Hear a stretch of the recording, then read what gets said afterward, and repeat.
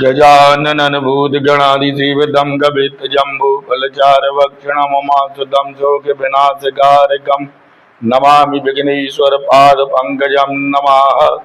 परसोत्तम मास के 6वें दिवस की कथा प्रारंभ होती है। सभी को जय श्री कृष्ण, जय श्री राधे।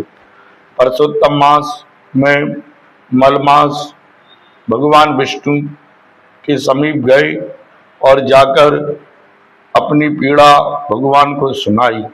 भगवान ने उसके हाथ को पकड़ा। पकड़ने के बाद भगवान गोलोक में विराजमान श्री कृष्ण भगवान के समीप उसको ले गए।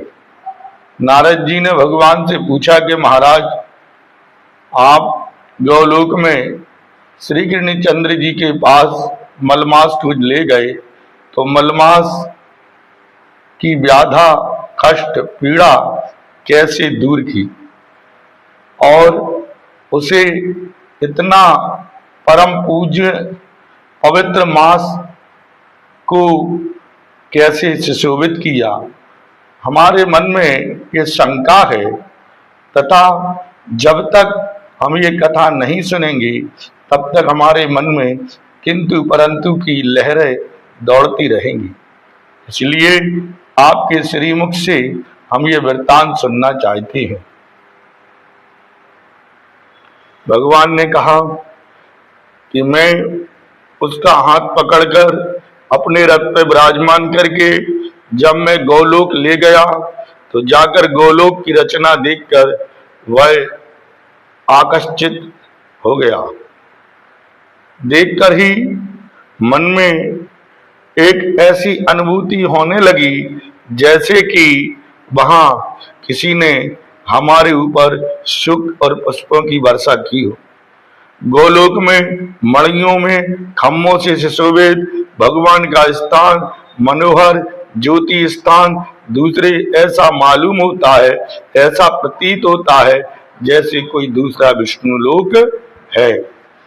इस तेज रूपी महल को देखकर जहां की रोशनी और प्रकाश ऐसे मालूम पड़ती है जैसे कि रात्रि में कोई पूर्णिमा का चंद्रमा दिखाई दे रहा है। अधिमास भगवान की पीठ के पीछे छुप गया। वह धीरे धीरे चलने लगा और इस स्थान पर पहुंचा जहां पर भगवान आनंद कंद तथा हरि के द्वारपालों के बीच भगवान विराजमान है।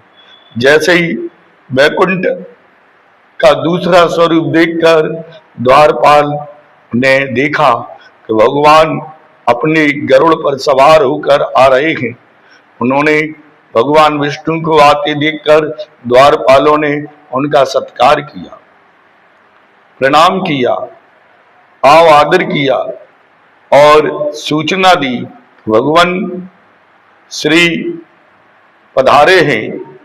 तथा जैसे ये सारी सूचना भगवान श्री कृष्ण को मिली, उन्होंने ससम्मान आने का आदेश दिया और उनके सत्कार के लिए तैयार हो गए।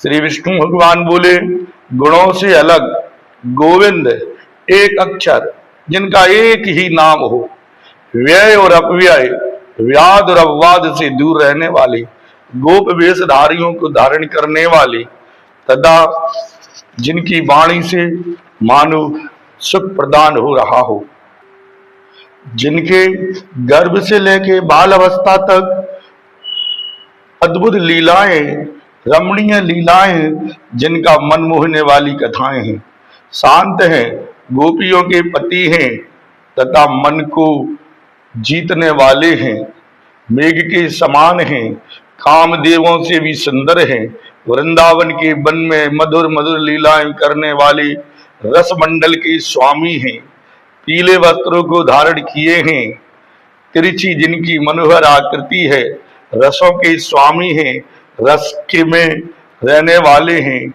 रस को उत्कंठित करने वाले हैं, जिनके हाथों में मुरली मनोहर है, जिनके हाथ में सुदर्शन चक्र शोभायमान है, जिनके सिर पर मोर पंख सुशोभित है। ऐसे भगवान श्री कृष्ण जी की भगवान विष्णु जी स्तुति करने लगे। पार्षदों के साथ सत्कार करने लगे।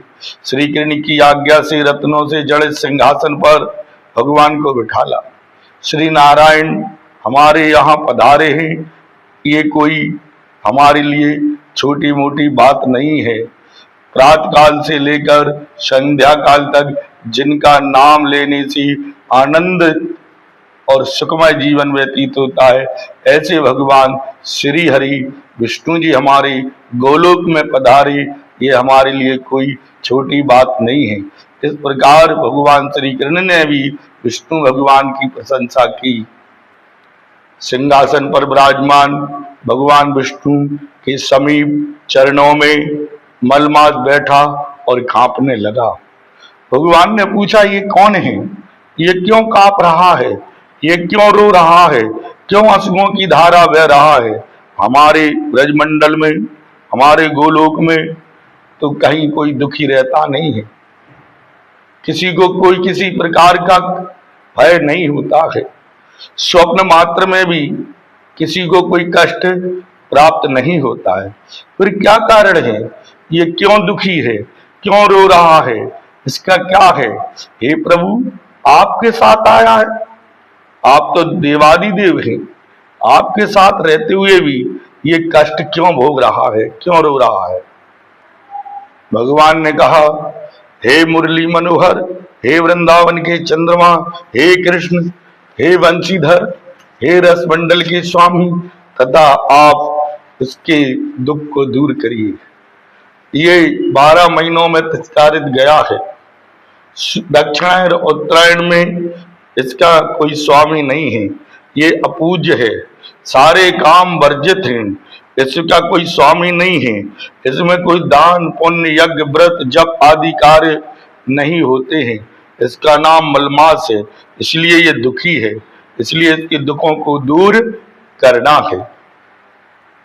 नारद जी बोले, जिस प्रकार भगवान विष्णु और श्री कृष्ण की ये संवाद या भगवान श्री कृष्ण के मुख से जिस प्रकार भगवान की प्रशंसा और स्तुति की, और जिस प्रकार भगवान विष्णु ने श्री कृष्ण की प्रशंसा की, जो इस स्तुति को पढ़ता है, पाठ करता है, उसके सारे मंगलमय कार्य होते हैं।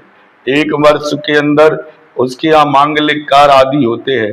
आगे भगवान से नारद जी कहते हैं कि हे प्रभु, आगे का वृत्तांत बताइए।